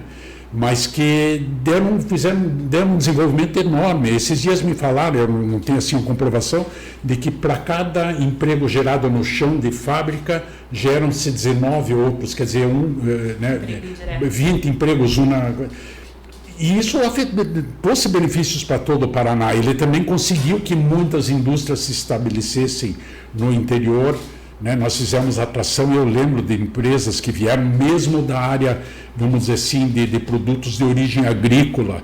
Eu lembro que a gente conseguiu muito isso também. E foi, eu acho, um período em que o Paraná se desenvolveu muito, graças a essa visão que ele tinha, né? Não dá para esquecer de falar, né? Das vilas rurais, né? Não, tinha muitos projetos muito importantes nessa época. Assim. Eu acho que a questão do meu pai governador foi muito politizada por questões outras, né? Na questão do pedágio, mas o pedágio em si, se bem gerado e bem, né, com contratos bem aplicados, não é uma questão, é uma questão de segurança das estradas, é um benefício para as pessoas. Claro, tem toda uma questão de como se faz essa gestão desses contratos, né? Mas fora isso, que meu pai ficou muito taxado com essa questão do pedágio, mas fora o pedágio teve uma infinidade de projetos muito interessantes. É que são áreas que não são tão... Politicamente as pessoas não são tão envolvidas. Culturalmente teve muita coisa econômica, teve o Paraná Cidades, teve muita coisa. Pesquisem, porque tem. Então é uma visão muito política da gestão dele, né? Porque virou um discurso político, né? Eu acho que essa é a grande diferença da prefeitura para o Estado. Vira tudo uma questão política, né? Não é uma questão executiva. São muitos interesses, muitas camadas políticas que você tem que se envolver, muito menos que na prefeitura. Então vira um discurso e você fica taxado por coisas muito políticas. Mas se você for falar de projetos e de coisas, teve muita coisa importante que aconteceu na gestão do pai, né? As montadoras foram uma que mudou o perfil, mas teve o comboio cultural, teve Faxinal do Céu, teve a coisa dos professores, que foi incrível. Quem participou do Faxinal das Artes e dos professores não vai esquecer isso para o resto da vida. Os professores me encontram, às vezes, sabem quem eu sou, quem participou até hoje vem falar. E teve todo um processo também no Paraná Cidades, na questão ambiental também. O Itocha foi muito ativo nessa criação de parques em várias cidades, conceitos urbanos que foram colocados em cidades de todas as escalas, né? Sementes, né? Então, muita coisa aconteceu. Exatamente. Muita gente critica aí a questão do pedágio e também os processos de... Margarida, eu vou dizer só uma coisa aqui, sem ser piega, sem nada. Por favor. Quem perdeu familiares em acidente de rodoviário, e aqui está alguém que perdeu pai e mãe e 2 irmãs no acidente. Nossa, que triste. Eram outros tempos. Sim. Mas uma estrada pedagiada, eles não teria acontecido. Então não adianta, isso é uma coisa, e está aí agora, o Brasil todo, tem pedágio em todos os lugares, entende? Então não tem como fugir disso. Ele lidava né? com as críticas. Não dava Ilana que fala, não dava Olha, meu bola, pai, não. não é que ele não dava bola, ele não deixava essas coisas, ele falava, olha, as pessoas têm o Interferir, direito, né? de pensar o que elas querem pensar. Ele não perdia tempo com coisas que não fossem críticas construtivas. Porque o jogo político, gente, é muito pesado, né? Se você fica muito preso nessa coisa política, você não faz nada.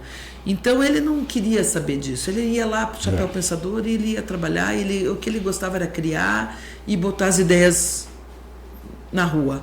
Então, se tem crítica, tem crítica. Alguma coisa que a gente possa aprender com isso, vamos usar. Se não, vamos atrás de outra solução. Vamos embora. Né? Gerson, você falou muito disso na questão, né, que a gente estava conversando ali antes de começar a gravar, o jogo político em Curitiba, né, numa cidade é uma, num estado já é uma outra escala, que inclusive tem interferências nacionais e internacionais. e ele era de executar, né? Sim, ele era sim. de resolver. Não, ele Ou seja, brincava tem que muito, jogar né? o jogo, né? Eu lembro de pessoas chegarem para ele assim, né? Até prefeitos do interior, né? E diziam, não, a gente vê que o senhor, né, que não é assim um político. Ele dizia, não, eu sou político, arquitetura, urbanismo para mim é que é bico. Ele era muito brincalhão, né? Mas, quer dizer, ele viu na política, né, a forma de você modificar as coisas, né? Isso ele fez em Curitiba e também em grande escala. Porque se você não tiver um mando político, você não faz. Não adianta só ficar assessorando, o prefeito assessorando o governador e você cheio de ideias. Se você não tiver um mando, você não executa. É simples assim, né? Uma ideia muito boa que ele ajudou a executar, né? Eu já entrevistei o Leandro Knopfels, não sei se eu falei certo. Knopfels, isso, muito obrigada. Do Festival de Teatro. Quando ele estava criando o Festival de Teatro, ele tentou colocar a abertura, ou enfim, várias peças precisava de um espaço, né? E não conseguiu. Conta essa história. Porque o governador de então negou. E ele foi falar com a Jaime. Quantos dias faltava, Ilana, para... Foi novembro, dezembro, por aí. Eu trabalhava março, com o Festival de Teatro nessa época. E tinha poucos meses. Daí o Jaime tinha aquela coisa que dizia, então nós vamos fazer. Movido a desafio. Ele já tinha uma ideia de construir um teatro. Aproveitar a pedreira lá, ele já tinha o sonho de fazer. Quando os meninos vieram falar, meninos porque eles eram meninos mesmo, né? O Leandro não tinha nem 18 anos na época, o Cássio devia ter 19 e os outros. E o Vitor era um pouco mais, o César e o Cacá eram todos na faixa. Fundadores do Festival de Teatro de Curitiba. Festival de Curitiba, que hoje é muito mais amplo. Né? O festival, na época, eram 16 peças, a primeira versão. Sabe que eu estava junto quando o Leandro foi lá com ele? Eu estava junto quando eu corrigi a proposta, a ortografia. Mas quando eles propuseram, né, o Festival de Teatro, o meu pai já tinha uma ideia de fazer um teatro. Né? Então foi assim, nossa, de novo, um problema que vira uma solução. Então eles saíram assim descambados para fazer a ópera de Arame, né? Ou seja, com a negativa virou uma possibilidade de juntava um bando de loucos que acreditavam, né? Digamos, o teatro estadual e atrás do teatro municipal que não tinha. E não tinha outro teatro grande, né, em Curitiba. Tinha teatros pequenos e a proposta do Festival Teatro eram 14 peças que iam ser estreias nacionais, era uma coisa bem ousada para a época, né? Curitiba não tinha, embora teve lá um passado importante de teatro, naquela época ela não estava dentro do circuito importante do teatro, né? Estava muito mais no Rio e São Paulo. Então, quando os meninos chegaram com a proposta, foi assim... Não foi com a proposta, foi com apelo, né? Foi assim, uma alegria. Ele ficou, agora eu tenho uma desculpa para fazer esse teatro que eu já queria fazer. O Jaime queria dar uma ocupação para o buraco da pedreira, que estava lá, que era só água. O sonho já existia. Foi a vez que alguém bateu nele e falou, agora eu não posso perder a oportunidade. Então, eu me lembro muito porque eu estava dos dois lados, né? Eu estava em casa, eu acompanhava ele falando sobre o processo da construção da ópera e eu trabalhava como assessora de imprensa, nem tinha ainda, mas eu já era assessora de imprensa do festival, então eu trabalhava do outro lado do balcão. Aí ele juntou os loucos que pensavam como ele, né? A gente ia todo dia quase. E choveu muito, gente. Choveu como esse ano, assim. Choveu muito. Uma obra e aí um banhado, né? Muito. Eu ia todo dia com o Leandro, tinha uma pedra que hoje agora, depois da revitalização ali da área e do parque, é onde agora tem um mirante, mas antigamente era uma pedrinha que eu e o Leandro a gente subia nessa pedra para ver a obra quase todo dia, embaixo de chuva. E o Leandro olhava para mim e falou assim: você fala com o teu pai, pergunta se vai dar mesmo. Ele estava apavorado, mas deu tudo certo. E assim, óbvio, quando a ópera inaugurou, tinham várias coisas que ainda precisavam ser melhoradas. A questão acústica, muitas coisas. Sim, que com o tempo... Exatamente, ela estava lá, ela estava pronta. Talvez não, mas dava para... E foi a coisa mais linda do mundo, porque a primeira peça da Ópera de Arame foi Sonhos de uma Noite de Verão, que se passa num bosque. Então, tinha todo um bosque cenográfico, com uma lua de mentira, uma sonoplastia de bosque, de sons, né? De pássaros e de girinos, de sapinhos e tal. E a gente estava num espaço que era completamente transparente, porque naquela época a ópera era diferente. Claro. O fundo, por exemplo, a caixa cênica não era coberta ainda, não era fechada com vidros, era aberta. Então tinha a floresta de mentira e atrás a floresta de verdade. Tinha lua de mentira no palco e a gente via pelo teto que era transparente a lua de verdade. Tinha os sapinhos embaixo da gente, coachando de verdade, tinha grilo, tinha cigarra de verdade. Então foi uma coisa, sim, para quem, olha, foi inesquecível assim. E eu tive lá no dia anterior, foi o dia a gente sempre fazia uma coletiva com a companhia um dia antes da estreia. Uhum. E a coletiva foi na ópera, e eles tinham que fazer o ensaio geral e passagem de palco e tudo.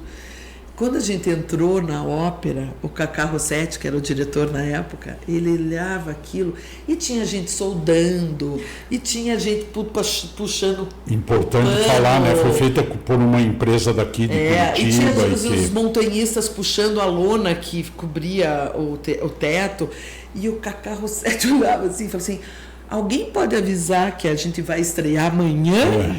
Então, era isso, sabe? Essa coisa de não precisar ter todas as respostas, de não precisar ter todas as...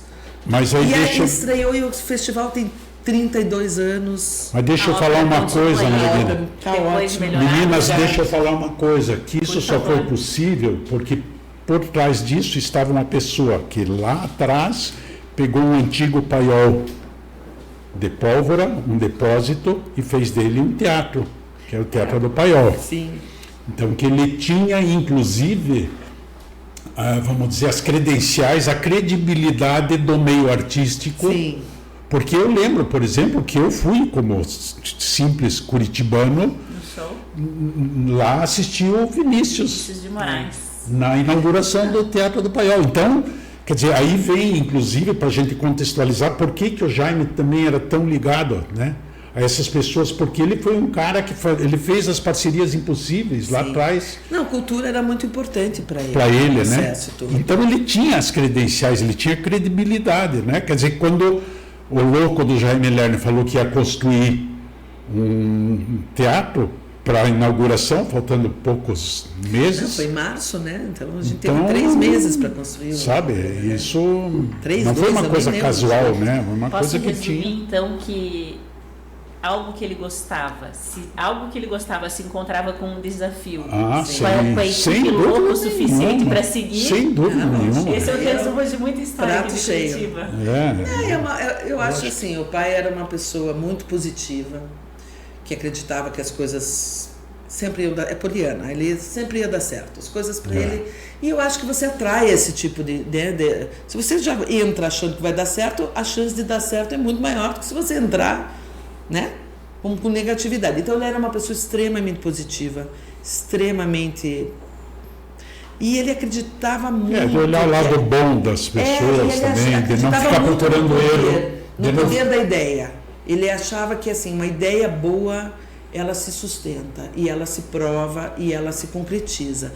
Então, juntando essas duas coisas, e gente muito bacana em volta, as coisas realmente aconteciam, porque tinha uma vontade muito grande de colocar essas coisas. Uma coisa que quem não é da família, apesar que a Clarita me chama de irmão, é que ele pode dizer, o Jaime trabalhava com o lado bom das pessoas, ele sabia identificar. Sim, sim. E isso é uma qualidade muito rara e admirável no gestor. E ele confiava nas pessoas, ele confiava no processo, ele confiava na ideia. Então era assim. O cara é bom para fazer isso, então. Não, e ele ia com fé, com vontade, sabe, nas coisas. Ele nunca será que eu vou? Não vou? Não, eu quero, vai dar certo, vai ser. É assim, tem lógica, tem lastro essa ideia, né? A ideia não é uma ideia vazia, ela tem um porquê, ela tem um motivo. Então meu pai era uma pessoa assim que acreditava muito na força da ideia. Essa eu acho que é o grande. Ele acreditava na força da ideia. Essa a ideia coisa é dos desafios, importante. assim, vocês me pediram umas fotografias, eu tinha fotografias assim, pessoais minhas com o Jaime, né? Eu não tenho um acervo do Jaime, que evidentemente quem tem é essa moça aqui. Mas eu mandei uma fotografia que eu consegui recentemente, até escrevi sobre isso, que foi na noite em que nós fomos experimentar se o biarticulado faria a curva vindo pela Marechal Floriano, se chega na Praça Carlos Gomes e vira na primeira Sim. ali, que é a Pedro Ivo. Para ir para a Praça Rui Barbosa. Então era aquela coisa, estava tudo desenhado para dar certo. E se não desse, ele ia mudar a rua. Era um chassi de um biarticulado, não estava encarroçado, como a gente diz ainda. E daí eu achei essa fotografia porque um amigo que também trabalhou na prefeitura, o Zaruk, que me conseguiu um tempo atrás. Então era assim, quer dizer, nós fomos lá para ver uma madrugada, porque claro, não podia estar os ônibus funcionando, né? Então o Jaime tinha essa coisa assim, né, dessa inquietação, claro, ele tinha as ideias e tal, e são coisas memoráveis, né? E eu muito posso bacana. dizer da Ópera de Arame, porque eu fui criada ali perto. Minha infância toda foi ali naquela região do Parque São Lourenço, ali era um depósito da prefeitura, né, Sim, antes da sim. pedreira. E a Ópera de Arame era um banhado. Eu ia catar paina para fazer pipa. O que tinha lá? Paina e girino. A gente catava girino para ver virar Pipa não, você ia catar para fazer raia. Raia, pois é. Não, eu falo pipa. Eu não sou curitibana, vou tirar minha credencial. Eu acho que sim. Pipa também. Estou brincando, mas realmente, e hoje eu conto pro meu filho, que ele tem 5 anos, do orgulho, né, de que virou ali. Eu já levei ele em teatro, hoje virou o Parque Jaime Lerner, uma muito bela bacana. homenagem a ele, né? Sim. Foi uma alegria muito grande para a gente, porque foram 2 lugares muito emblemáticos na cidade, né? A Ópera e a Pedreira Paulo Leminski são 2 lugares que falam de cultura, que falam de criatividade, que falam de inovação, que falam de temas muito, falam de meio ambiente. Cara, os comerciantes de lá vão odiar. Tem que mudar toda a decoração. Sabe, não tinha nada a ver, eu acho né? que Não se resume só Uma coisa que tem a ver tem com ele, muito a né? ver com ele, Nossa, né? Eu tem acho que tudo foi a ver. uma homenagem muito, quando o Elinho me ligou, a gente ficou muito emocionados, assim, e é a cara dele, aquele espaço é muito a cara dele, é o que ele pensa, é o que ele, foi uma energia que ele pôs lá, foi muito do que ele acreditava, é uma coisa muito próxima, assim. Falando nas heranças, né, do Jaime Lerner, tem o Instituto Jaime Lerner, que Sim. você está com essa responsabilidade aí de manter, né? E também tem o escritório, né? Tem bairros planejados, inclusive aqui em Santa Catarina, né, em Porto Belo, que ele também participou. O fim da vida ele curtiu bastante, pelo que ele gostava. Sim. Não, meu pai foi ativo até quando deu, assim, ele nunca, meu pai também tem uma questão que ele nunca trabalhou na vida, ele amava tanto o que ele fazia, que para ele era um prazer fazer. Então não era essa coisa, ao contrário, eu me lembro quando uma vez ele pegou pneumonia e o médico falou, você tem que ficar em casa. Só que ele mora na frente do escritório, né? No final, depois que a gente morou na casa onde é o instituto hoje, a gente morou lá muitos anos, eu saí quando eu casei e eles saíram para morar num apartamento que era cruzando a rua. E às vezes ele chegava atrasado. Ele chegava atrasado ali e dizia porque o trânsito estava enorme. enorme. Mas ele faz parte do conceito, né? Traga o seu trabalho para perto de casa ou mora perto do seu trabalho. Ele fazia as duas, ele não era um homem de palavras vazias, ele fazia. E então o escritório ali, eu ficava doente e o médico falava, não pode. Eu falava assim, eu falava, doutor, ele vai querer descer, deixa ele ir pro parquinho. Aí o doutor César falou, tá bom, ele pode ir lá, mas só no escritório. Então para ele era um prazer enorme trabalhar, né? Ele fazia aquilo com muito amor, não era nem muito amor, era parte de quem ele era. Fundamental para ele. Exatamente. Você não conseguia. Não tem gente que trabalha, né? Tem gente que tem um emprego, tem gente que sai do emprego, fecha a gaveta, vai embora. Para ele não, ele era o tempo todo era aquilo, ele pensava. E dele, Moleskine, dele, cadernetinho. Ele pensava nisso o tempo todo, então não tinha hora. Era realmente um prazer fazer o que ele fazia. Então para ele era muito bom. E ele trabalhou até a pandemia. Na pandemia, obviamente ele já era um senhor de idade, tinha mais de 80 anos, teve que ficar super recluso, mas mesmo assim eu que era mais ou menos a feitora, ele me chamava assim, a minha feitora agora, eu deixava as pessoas irem lá, porque eu achei que era muito mais importante, claro, com cuidado, com tudo. Tinha gente que podia subir, uma pessoa de cada vez, ele gostava de ver o trabalho, ele gostava de ver o projeto, então eles subiam, mostravam lá. Participava até o fim, até quando ele realmente não conseguia mais. Mas ele, né, ele falava assim, eu, né, acompanhei esse final da vida do meu pai, a minha irmã também, mas eu estava aqui, a minha irmã mora fora, então eu fiquei muito presente. E ele brincava assim, que dia que foi? Eu falei, o que, pai? Que dia que eu assinei o documento que diz que você manda em mim? Eu falei assim, não, mas a gente rasga já o contratinho, é só você voltar a ficar bem esperto que a gente já rasga. Mas ele era muito animado, então ele fazia brincadeira até com coisas, né, mais difíceis. Mas ele procurava participar do escritório até, nossa, a Ana subia, a Valéria subia, a Paulinha subia, a Jeana subia, todo mundo subia. Fez móveis, fez parques. Tudo. E, então, eu sabia o quão importante era para ele não deixar de ser uma pessoa produtiva. Porque não adianta ele ter a saúde e não ter propósito, né? E para ele era não tinha como. Era a vida dele. Então a gente pesava assim os prós e os contras. Eu falava assim, olha, vai ficar muito mais feliz, muito mais saudável se a gente correr um certo risco e trazer as pessoas para dentro da casa dele com muito cuidado, com muita, né, com todas as precauções que a gente podia ter. Orientações médicas. Deixa eu voltar um pouquinho atrás ao lado do Jaime, assim, né, do Jaime humano, né? Quando a gente foi para o governo, porque a prefeitura ainda era uma coisa assim, que primeiro que ele já tinha sido prefeito 2 vezes, tal, e daí, sim, eu digo 2 vezes da prefeitura e daí na terceira. Não, eu digo na terceira, a prefeitura tem uma outra rotina. Quando nós fomos para o governo do estado, aí começa assim, que um governador de estado já tem muito mais amarras institucionais, não sei se é essa a expressão, e daí, por exemplo, chegou assim, que daí a Casa Militar veio dizendo, olha, agora ele precisa ter 2 motoristas. 6 seguranças.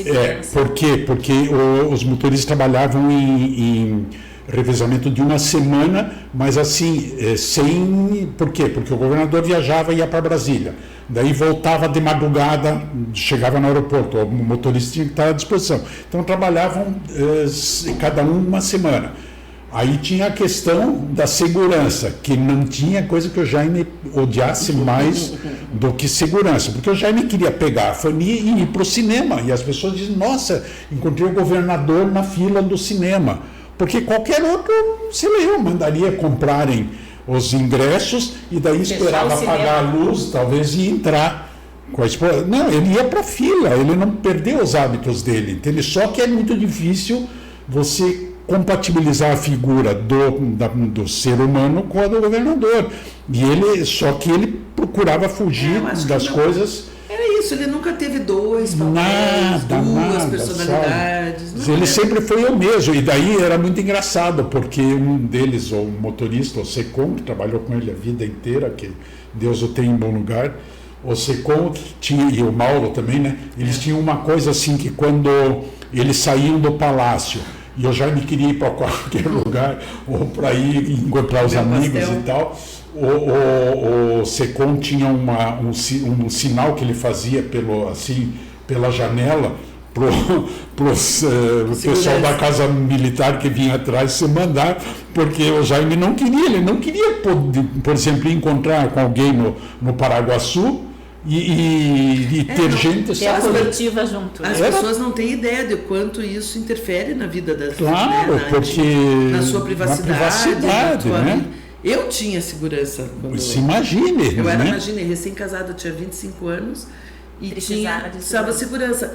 Aí eu era igual o pai, eu falava boa noite, ele me deixava em casa e eu pegava meu carro e ia embora, porque eu ia no cinema, não me sentia bem com a pessoa lá fora esperando. Aí um dia eu cheguei, fui na Casa Militar e falei, coronel, não vai dar essa história, não vai. Eu conto uma história não sabemos, que... né, de ser homem público. Eu falei, Sabe- não, o pai tudo bem precisa, a mãe tudo bem precisa, mas eu não sou pedra Eu conto no uma tabuleiro. história, sabe, tem lado coisas do Jaime, porque as pessoas assim que não conheciam viam sempre o Jaime prefeito, o Jaime governador, né? Tem uma figura até idealizada assim, né? Porque ele era um ser humano com as suas qualidades e os seus defeitos. Eu, por exemplo, eu não viajava muito com o Jaime para o interior, porque eu era chefe de gabinete, então ficava mais ali uma ou outra viagem, dependendo, eu via, mas tinha gente que viajava, que saía sempre que o Jaime saía, né? Por exemplo, o Guaraci, sempre, Caio, o próprio Lichinsky, que era o secretário, mas ainda assim menos do que o Caio Guaraci. E eu lá, mas eu lembro que a primeira viagem do Jaime como governador eu fui, porque era uma coisa assim emblemática, e eu nunca esqueci, ele foi para Maringá. E aí aconteceu que nós fomos lá para o hotel, e estava todo o pessoal, né, claro, apartamentos individuais, o Jaime num apartamento na frente do meu, né, e de repente à noite, não sei, nós chegamos de algum evento, alguma coisa, não lembro exatamente o que foi, depois bateu na minha porta e eu abri, e era o Jaime. E ele falou assim, já tem uma pessoa ali do lado da porta do meu apartamento. Eu falei, Jaime, é um soldado da Casa Militar, isso é norma. Ele disse assim, eu não vou usar a expressão dele porque isso aqui é um podcast familiar. E você acha que eu vou dormir sabendo que tem uma pessoa que não vai dormir por minha causa? Então é um lado do Jaime, sabe? Quer dizer, ele era uma pessoa simples e humana como qualquer outro. Ele disse, como é que eu vou dormir se tem um cara ali? Aí eu cheguei para o chefe da Casa Militar e falei, olha, o governador não quer saber e nunca mais. Porque daí ele disse, você acha que alguém vai vir aqui e vai arrombar a porta para me matar? Também era a primeira vez, a primeira viagem, né? Então tinha essas coisas, quer dizer, tinha o Jaime humano, né? Que as pessoas, evidentemente, nem todos tiveram a felicidade de conhecer. Né? Ele ultrapassou os limites de Curitiba, as fronteiras do Paraná. Nossa, do mundo, né? E foi para o mundo, né? Vocês têm essa responsabilidade. E muitas pessoas dispostas a manter essa história e, como se disse, continuidade, não só história, né? E é muito bacana, porque assim, realmente o meu pai tem um nome, uma projeção internacional muito grande. Onde você vai, que você fala que é Curitiba, você vai achar alguém que vai falar no nome dele. Já aconteceu comigo em situações assim, as mais diversas, engraçadas, né? E tudo, mas as pessoas realmente, ele tem principalmente na área dele, né? Ele tem uma projeção muito importante, o que nos deixa muito felizes e honradas e orgulhosas, né? Então é muito bacana, porque a gente uma das coisas que o Instituto se preocupa, né? A gente tem várias áreas de atuação, a gente resolveu fazer uma cátedra que envolve essa rede de conhecimento de pessoas que trabalharam com ele, de universidades, e porque meu pai era muito afoito assim a coisa acadêmica, ele não deixou escrito, não fez ele não se preocupava com essa coisa, né? Ele queria sair fazendo. Então essa coisa da teoria, do que aconteceu, do pensamento dele, sabe? Ele não deixou isso. Então cabe a nós agora tentar, por mais que seja em terceira pessoa, né, com pessoas que vivenciaram isso com ele, perenizar, né? tentar criar uma sistematização desse conhecimento, né? Então a gente para democratizar, e a gente tem essa cátedra que procura unir todas o maior número possível de entidades e universidades, para que a gente possa fazer uma troca de conhecimento. Isso é uma parceria, né? E parcerias tá muito importantes, e assim, e fazer disso uma coisa bem objetiva e bem prática e bem construída, e pesquisa, e continuar falando sobre isso de uma forma muito séria e muito consistente, né? Não é eu aqui falando do meu pai, porque isso é uma coisa. Agora a gente tem que promover esse debate dessas ideias o tempo todo, né? A gente tem que atualizar essas ideias e colocá-las em outros cenários e ver a viabilidade delas para outras questões. Então, a cátedra versa sobre isso, de transformar esse legado numa coisa prática e numa coisa atual. Que um dia ele falou, eu não sei qual era a moça, falou, não, isso eu não vou fazer porque daí a Ilana briga comigo. Não teve um lance desse? Tinha uma coisa assim, mas ele falava, sim. Tinha coisa que ele falava só para nós. Claro, né? Eu dizia, pô, eu não posso... É que a gente tinha uma relação muito boa, eu e o meu pai, a gente sempre foi muito próximos. Aliás, todos nós 4 éramos muito próximos. Assim. E não dá para não falar na família, né? Minha mãe era muito meu especial. Deus, a Fanny era... Ela seguiu tudo isso, né? Foi junto. E ela teve o caminho dela também, né? Muito importante dentro da área social. Minha mãe ganhou um prêmio que pouquíssimas pessoas conhecem, mas é como se fosse o Oscar da ação social. Uma pessoa de Curitiba, num universo enorme. Com algum projeto específico ou os vários projetos? Com vários projetos, né? Acho que o conjunto da obra. O prêmio Kellogg's, né? O prêmio Kellogg's de ação social que ela ganhou. É uma coisa muito importante, né? A minha mãe tem um capítulo para ela, assim, específico também. Mas era fruto dessa vivência, né? Uma parceria mesmo, né? Um querendo que o outro... Né? O meu pai dava muita força. A minha mãe era uma dessas pessoas da equipe, né? Ele dava autonomia para que ela fizesse a gestão da dela, né? Que possibilitar essa grande transformação da pessoa sozinha. E a área social fala muito, foi muito importante, dos valores que você acredita, né? Se você valoriza... As áreas do teu governo que você valoriza dizem muito da pessoa que você é. E meu pai era uma pessoa sobre o social, sobre... Não é isso que as pessoas lembram, porque ficam falando de coisas muito... Mobilidade exatamente, mas a área social era uma coisa muito importante, a área cultural era muito importante. Mas não só... Né? Porque no discurso político elas não têm força.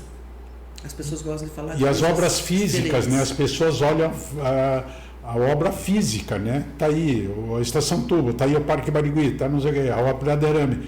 Mas e o que foi feito que não aparece, né? Por exemplo, né?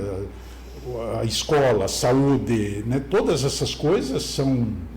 E a Fanny era companheirona que trocou. E outra coisa, viu? E a Fanny também, vou falar aqui que talvez filho não fale, a Fanny tinha era um freio para ele também, né? Assim, um freio no sentido de... No bom sentido. Não, no bom sentido, de talvez de puxar às vezes, assim, quando o balão começa a subir muito, puxar um pouco e dizer, epa, espere. Porque era uma parceria de uma vida toda, né? Sim. Claro, Cada um claro. seu, E a Fanny, eu vou te dizer uma coisa, o Jaime Lerner ainda a gente podia engambelar de vez em quando, mas a Fanny não tinha. Epa. Você tinha essa consciência? Ele falava muito, né? Eu sou uma pessoa que gosta e não gosta. A Fanny é uma unanimidade. Uma unanimidade e as pessoas... Nossa, vida. Que sorte a nossa, viu? Eu agradeço sempre, né? As boas ideias que vieram aqui dessa cidade, porque realmente se dependesse somente do clima e da falta de organização, se não fosse pensada, ela seria outra história, né? Gente, muito obrigada pelo tempo de vocês. Foi uma conversa muito boa. E é difícil a gente pontuar, né? O que foi de melhor do Jaime Lerner. Eu só agradeço por vocês virem aqui contar um pouco dessa história pra gente. O Papo Reto fica por aqui e eu queria saber de você, qual que você acha que é a maior herança do Jaime Lerner em Curitiba, no Paraná, fora daqui também, mundo afora? O que você acha? Comente aqui com a gente, se inscreva, faça críticas, sugestões, elas também são muito bem-vindas e não esqueça de ativar o sininho para ter todas as novidades aqui da Pinha TV. Até a próxima!